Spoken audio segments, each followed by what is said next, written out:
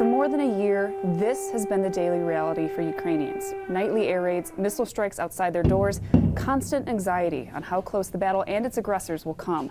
As the war rages on, the UN estimates more than 8,000 civilians have been killed, some 13,000 injured.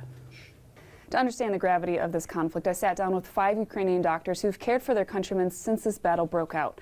For nearly an hour, I listened to these doctors speak candidly about the war and the traumas they've experienced. To honor their strength in speaking about something so vulnerable, we felt it would be a disservice to not share these heavy realities with you, which means this piece includes stories you may find upsetting, including stories of rape. Okay, well, just, to start, I would love if we could just go around and people could introduce themselves and say maybe what type of medicine they practice. Мабуть, так спочатку буде доречно. Мене звуть Ганна Бацюра, я доцент My name is Hanna Batsura. I'm associate professor of the National Health University and also a member of the National Center for Health in Ukraine. Мене звуть Щербак Ганна, я медичний директор. My name is Hanna Sherbak. I'm the medical director of the city hospital in the city of Kramatorsk in Ukraine. Мене звати Ліна Ават, я лікар. My name is Lina Avad, and I'm a director. I'm an obstetric and gynecologist specialist in the medical center Dobrobyt in Kyiv. Мене звати Дмитро Домбровський, я генеральний директор. Dmitro Dombrovsky is the director general of the city regional medical center in the city of Chernivtsi. Саржевська Анастасія, директор Anastasia Sarjevska is the general director of the city hospital in the city of Zaporizhia. Thank you. Well, I know this is a first trip to the U.S., so talk to me about what your impressions have been, anything that surprises you about our country. Перше, що нас вражило, це The first thing that impressed us was the local hospitality. People everywhere are amazing in their attempts to help. They smile often, they're very friendly. We are pleasantly impressed how much they know about Ukraine and how much they dedicate to support Ukraine. We witness people who come to us with tears on their eyes, continuously asking what else they can do to help our cause. We want to use the opportunity and express our deep gratitude to all organizers of this program, to the Congressional Office for International Leadership, and the local Iowa International Center for hosting us here and giving us this wonderful opportunity. And I know this is to learn about medicine and best practices. Anything that you have learned so far or that's stuck out to you about this visit? Ми ще багато не бачили, але Indeed, we are just in the middle of our visit, seen many places, but still hope to get a holistic picture of the organization that support public health, both on local, state of Iowa level and nationwide. And we hope to implement the experience we have here for the better use in Ukraine. And we started actually in the highest level. We spent several days in Washington, D.C., where we had an opportunity to learn about the national level of public health, also legislation around public health. We started with a detailed tour of the primary care, medical care, and today we had some experience with the secondary level, with the second level of care. Це дуже корисно і важливо. That's very important for us because Ukraine undergoes currently the reform of the healthcare system, and it's important to see how such healthcare reform was conducted here and what results it has in this country. Таким чином ми It's like seeing the future of our reform because it's already done in this country. And of course, we have this wonderful opportunity to learn both best practices and the pitfalls, possible pitfalls in this reform. And I know you've been staying with host families here in the region as well. What has that experience been like to maybe meet some American families and experience that culture? можу сказати, що це дуже I know it's general impression of the whole group, but I'll speak for myself to say that it's a wonderful experience. we meet new people, we see how they live, they're very hospitable, they're very friendly, and it's a first-hand experience that hard to beat.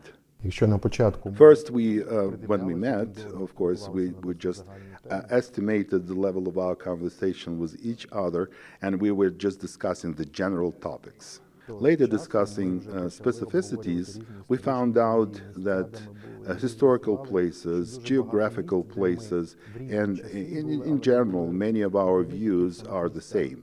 Дуже легко знайти контакт. And what's important is not just the current communication, but the friendship that will stretch into the future. Because for me, I definitely will keep in touch with my family.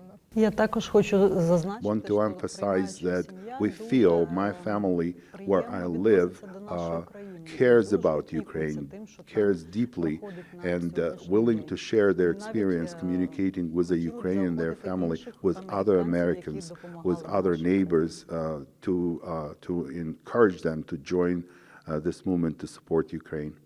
Я також хочу доєднатися.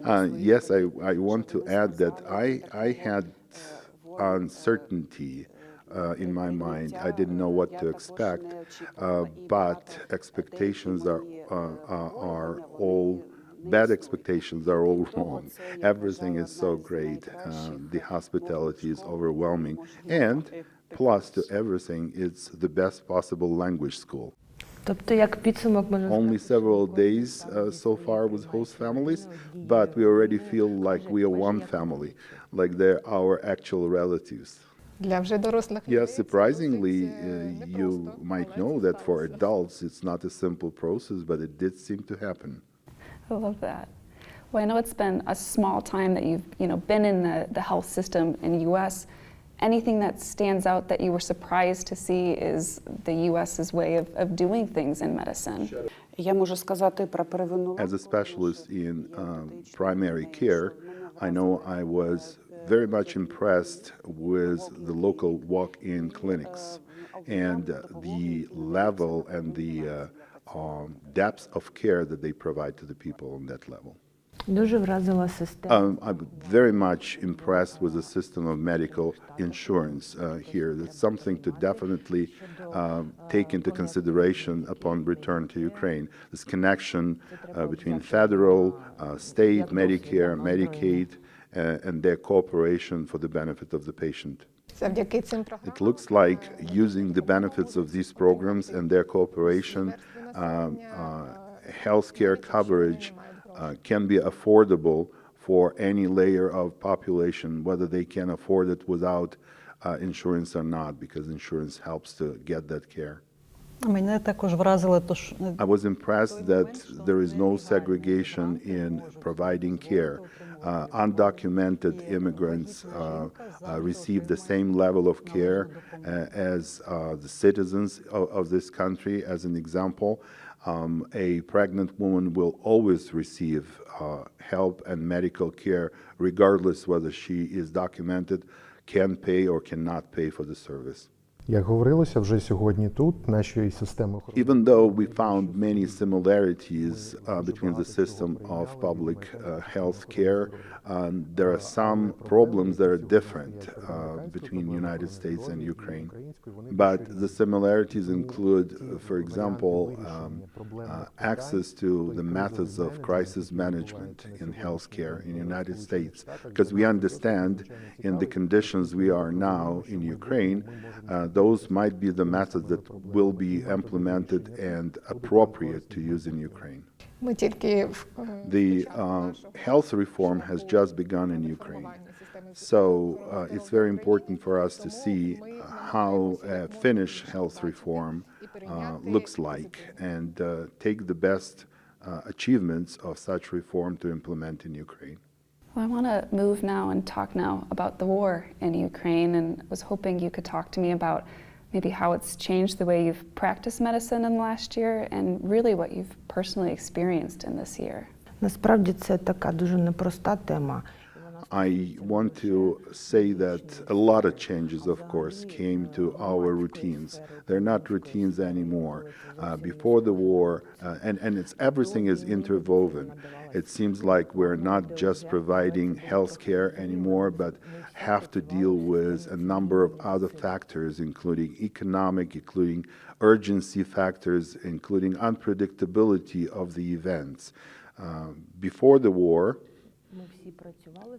we practiced civic medicine care and medical care, and specific for military medical care, specific for their goals and their direction. Planning is very difficult anymore. We can receive hundreds of wounded soldiers within hours, and then there may be none within several days. It's very hard to keep the personnel alerted and ready for all those urgent circumstances. Very hard to plan situations when you have a limited number of personnel to take care of all our patients.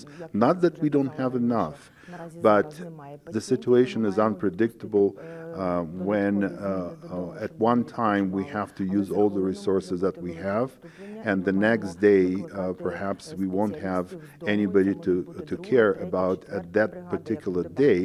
This unpredictability dictates specific, very flexible planning that is very hard to implement. And of course, providing health care for regular population is very different than providing care for wounded soldiers as a result of the war. That is something that came to our practice with the war unexpected. That's not what we were originally trained for, so we're very grateful to our American colleagues. We had special sessions over Zoom to learn the methods to treat specific kinds of wounds, specific for military injuries typical during the wartime. Також це ще і велике психологічне навантаження. It's both physical and psychological pressure on our specialists. It's very unusual during the war, of course, to what they used to, compared to what they used to, and it includes children. Taking into consideration that for the Russian aggressors, civic objects, including hospitals, are also military goals. And in everywhere in Ukraine, especially in a city that is so close to the front lines, it's a daily risk. They understand that any time they can die because a missile can just target the particular hospital. Також ми зустрілися з таким челенджем. The war impacts civilians as well. Our patients with HIV, for example, and other chronic infection diseases, they had to leave the area too dangerous. They had to go westward, western part of Ukraine, migrate there, and we had to follow them with the history of their ailment to help the doctors and help them where they had to migrate to. Моя медична клініка. My clinic has to rebuild its services entirely from just for regular population into specific for the military, for the wounded soldiers, for everything that goes on around the war. One of our centers is located with sadly known city of Irpin, where the Russian aggressors managed to stay for some time and then retreated. In those places, we found unusual level of violence, including sexual violence cases, rapes, basically, in large quantity, including entire abominations. One of the persons that underwent such abomination, apparently rape, was only 2-year-old, a child.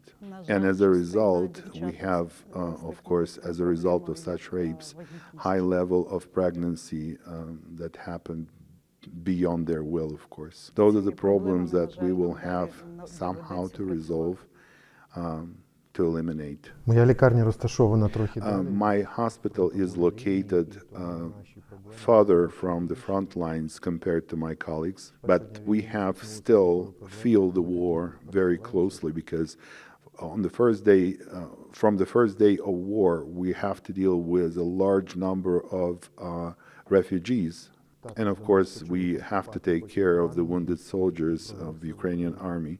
Even partially implemented programs of care for military types of injuries will have to expand them and continue because they became in greater need during time of war. To maintain this healthy balance of increased need for medical care on all levels and continuing programs for general health support is still a problem that's very hard to resolve.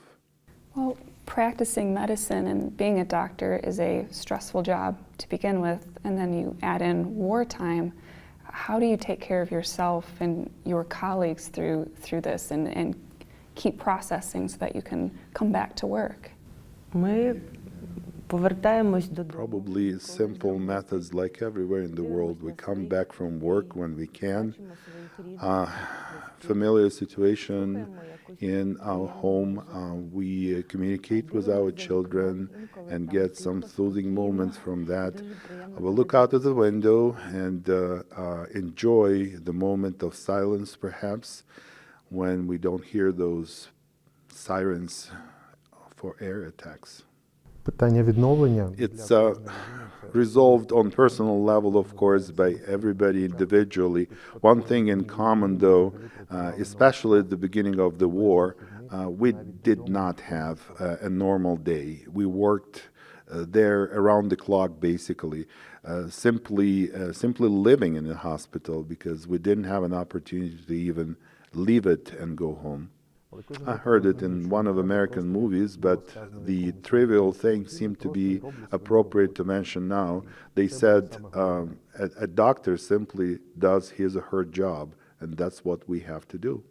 Ми всі віримо в нашу перемогу, і тому We know a lot depends on us, and we realize the importance of our work, and so we just have to do whatever is needed to be done in every hour, in every place. Хочу сказати, Many що of our colleagues who were civilians, just regular doctors, joined the army at the first days of war to become of more help directly to the soldiers. And everybody looking at all the efforts the military applies to fight the aggressor, very often we sort of underestimated ourselves and the importance of our work.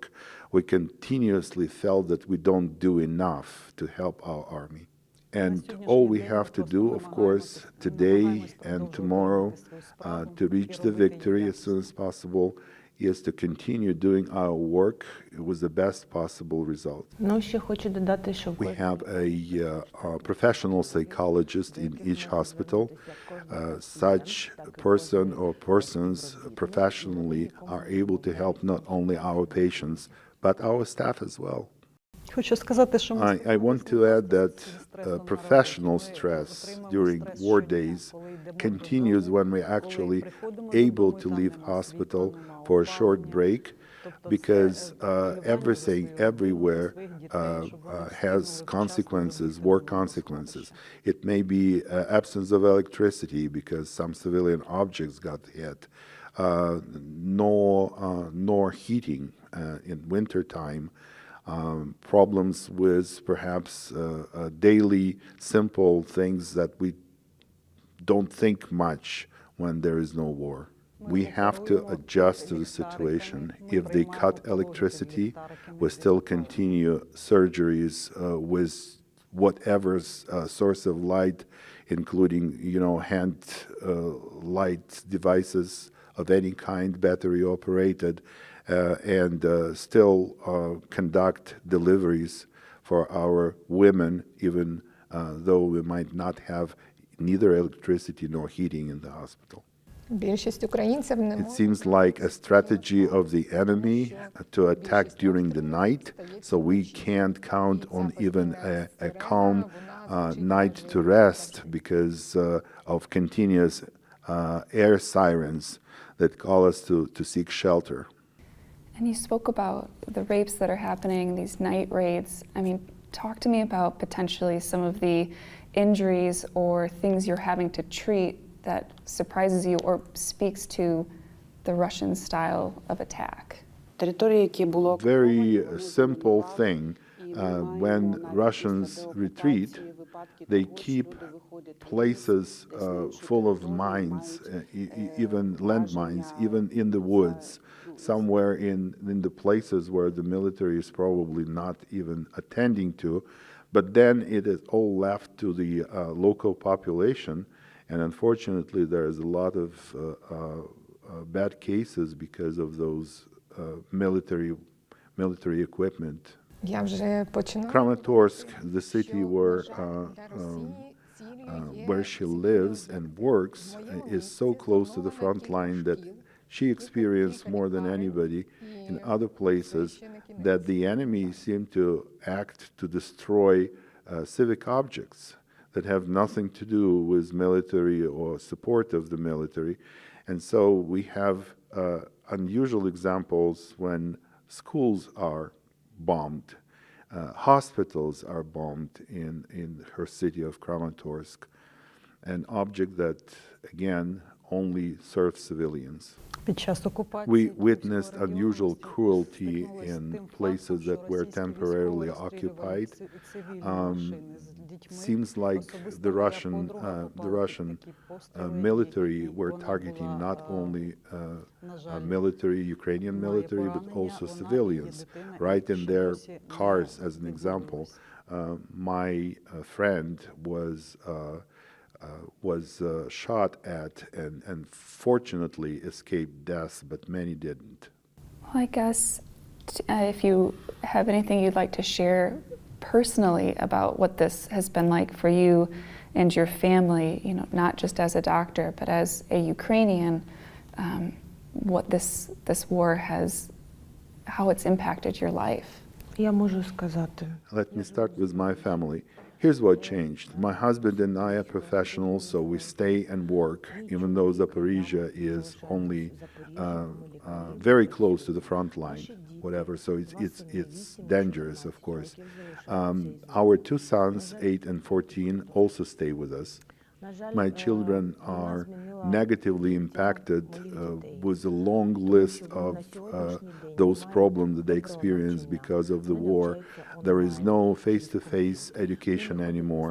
They only can attend school online. They have to go to a bomb shelter daily and stay there for indefinite time. They cannot attend to sports of their liking anymore, nor any other clubs that they would like to spend time with their peers. And of course, witnessing all of that, anytime we can spend with them, we feel they're deprived of normal things, and that's unnerving. That's, of course, pretty depressing. But we have faith that we will prevail and things will change again for normal. Life goes on no matter what. Хочу сказати, що Very sad, weird experience each Ukrainian has to know what kind of missile is approaching, whether it's just a Iranian drone or a big missile from the Russian side. That's so unusual and so sad that we gain this knowledge through practice. Немає жодної сім'ї. The war touched negatively every family. Many families have to separate. Perhaps the men had to attend to the war needs, not necessarily as soldiers, but also to support the infrastructure elsewhere, like doctors at this point, while their spouses and children have to go to a safer place and even abroad.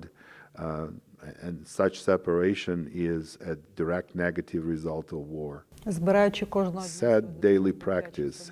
Any day I'm sending my child to childcare. I give her a little package that includes telephone number, her name, my name, address, and other contact information in case something happened and she's separated. І, звичайно, під час And every time I hear air siren, we have a system through a chat messages out there to follow what's going on, and I'm trying to follow my child through this chat to a safe place, to a bomb shelter. So that's a daily duty I had to perform. It's sad to see a child would remain a child under any circumstances. They play like nothing happens inside bomb shelters. And is there anything the United States, Americans can do to support you better, whether that's in the medical field or just as civilians as you continue to weather this war? Найбільше That's a very interesting question indeed. What do we choose for the main priority? I'll start with the general statement that from the beginning of the war, we felt strongly a support of American people on all levels. I know as a health care expert that we received tremendous specific material help in healthcare direction, medication, equipment, everything that we use not only for our army, but also for the population that suffered because of the war. But I would like to reiterate what media says, what everybody's talking about. All this health care, material help would cost nothing if our enemy will prevail. So we need more modern weapons. We need enough of those so that we can prevail instead. Without them, it will be very difficult or impossible to win this war. So that's our main wish. Please provide more support for our military. Да, ми підтримуємо. We all agree. Yes, absolutely. That's the most important direction. Я забула розказати. Oh, таке, one more як наші thing діточки I would лягали like to спати. add Я хотіла to це додати. finish the picture of the war, how it impacts our children. A daily or nightly routine before they go to bed. Коли вони лягають спати, вони лягають спати повністю вдягнені. Unfortunately, they have to go to bed fully dressed. І зачасту вони сплять під двома одіялами. And very often they have to use two blankets instead of just one. І коли ти питаєш дитину, вона дратується і каже, я не хочу спати під двома одіялами. And sometimes they resist. They say, it's too hot. I don't want to have two blankets. І коли ти її питаєш, а тобі буде холодно під одним одіялом? Вона каже, ну трошки. And then I ask them, what about just one? Won't you be cold with just one? And she says, maybe just a little. При цьому вона спить в лижних штанах. And with that, she's sleeping in mountain ski pants. Так ми живемо. That's life. That's how we have to live. That's how our children have to rest at night. Ми вже навчилися. We adjust, she says it with a smile, of course, but we adjust to a situation when most time of the day we don't have electricity at all. So we do things that require electricity faster within those short hours we do have it.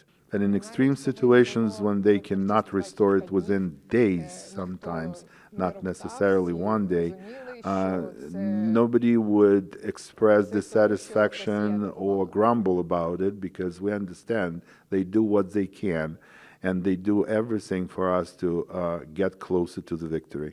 Але я хочу додати, що до чого I just want to add, if you hear from somebody they got used to bombing, don't believe them. It's impossible to get used to.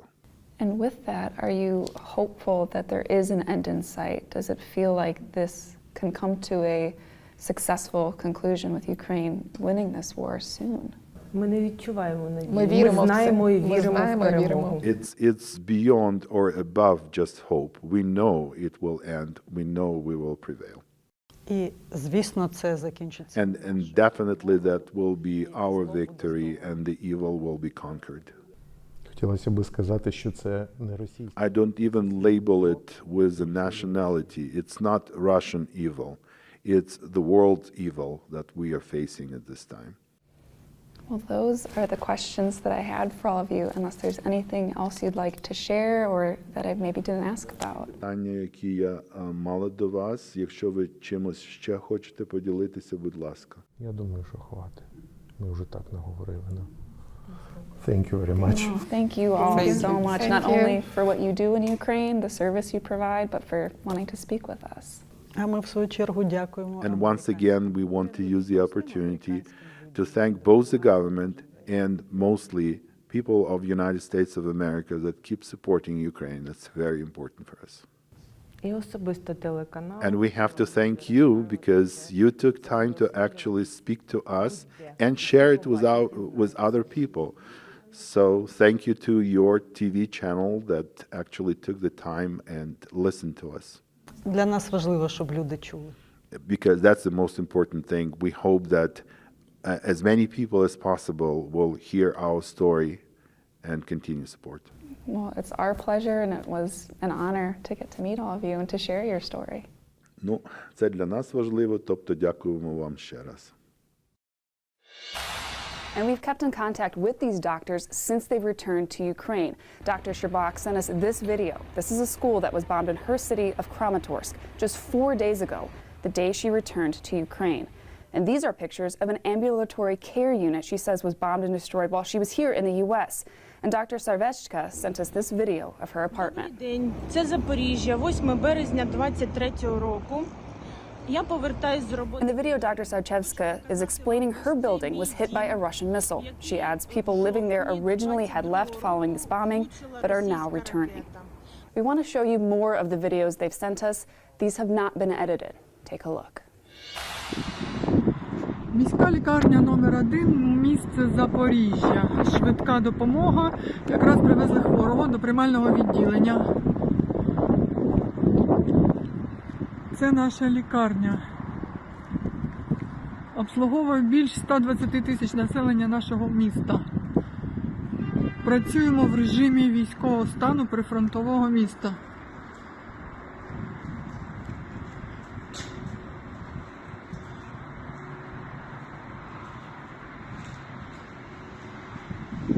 Приймальне відділення вхід.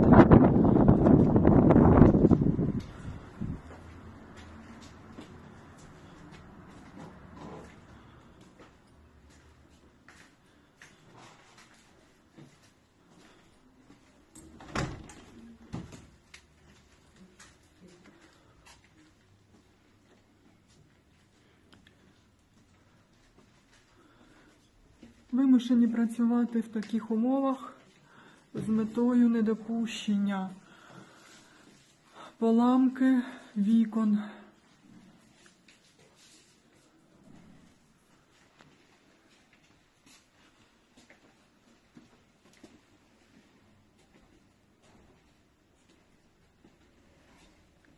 Приймальне відділення.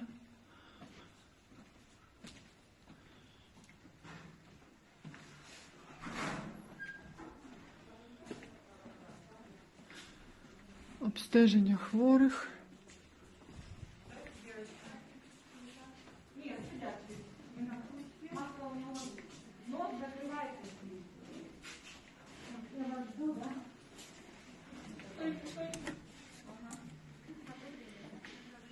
Стерилізаційна.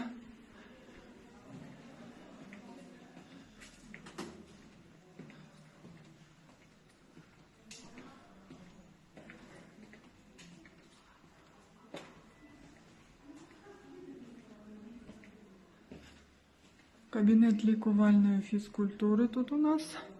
Хворі проходять так звану реабілітацію після лікування. Це центральний хол лікарні. Центральний хол. Також вікна, двері закладені мішками з піском та дотримуються режиму світломаскування. Чорна пленка.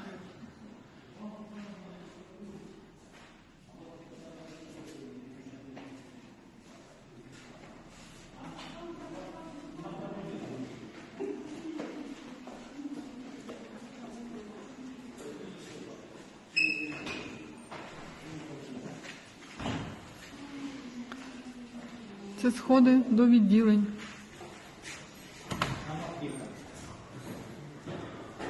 Бомбосховище. Сюди можна спуститися вниз до бомбосховища у разі повітряної тривоги. Хворі та співробітники бігуть сюди. Зараз підіймаємось сходами на другий поверх стаціонару. На другому поверсі розташоване кардіологічне та неврологічне відділення.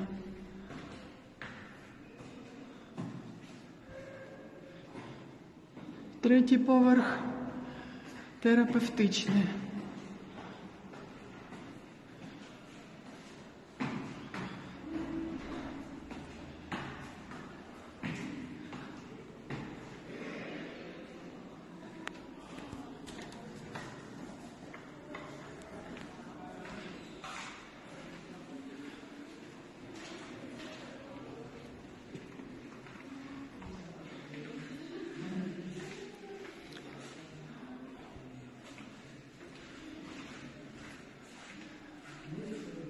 Палати, де лежать хворі.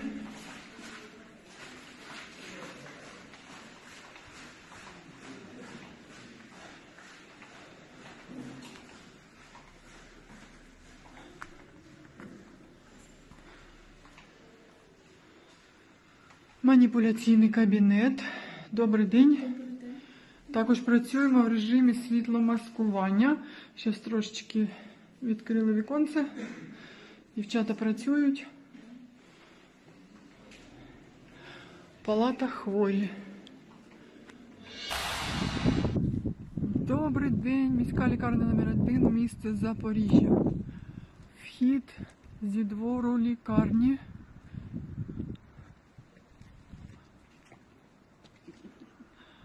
Заходимо. Працюємо в умовах прифронтового міста.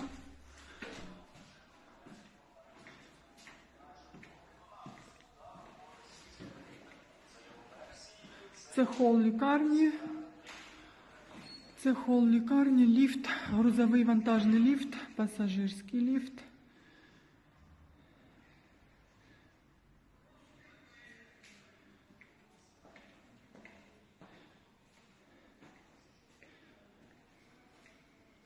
Мішки з піском, чорна плівка для світломаскування через загрозу пошкодження вікон вибуховою хвилею.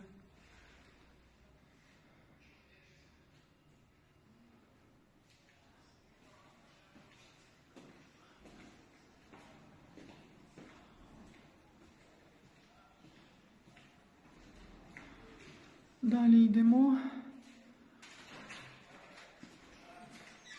Відділення фізіотерапевтичне.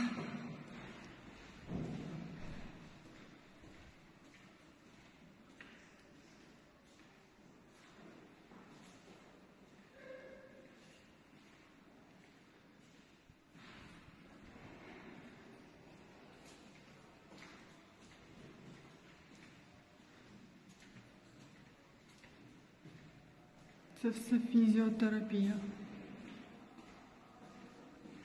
Також плівка на вікнах.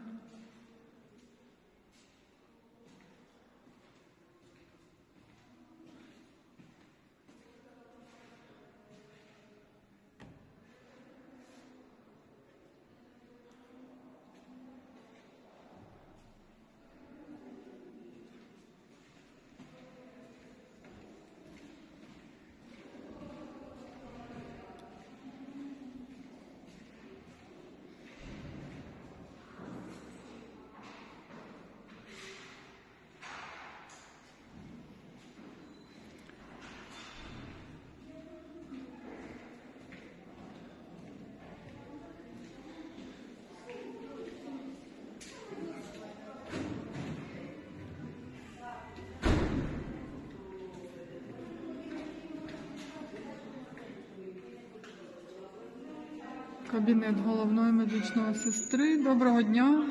На вікнах бумага.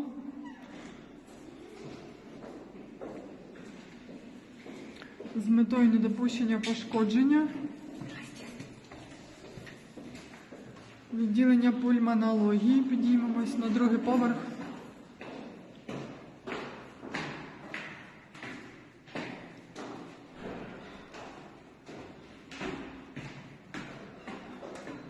Сховище на першому поверсі, вказівки. Це пульмонологічне відділення. Лікується багато хворих тут. Лікарі.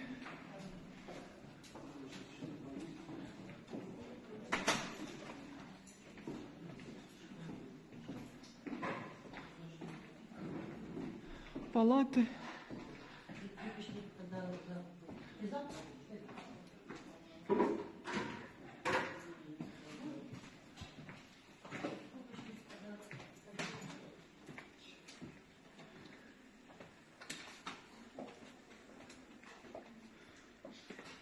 Це хворі.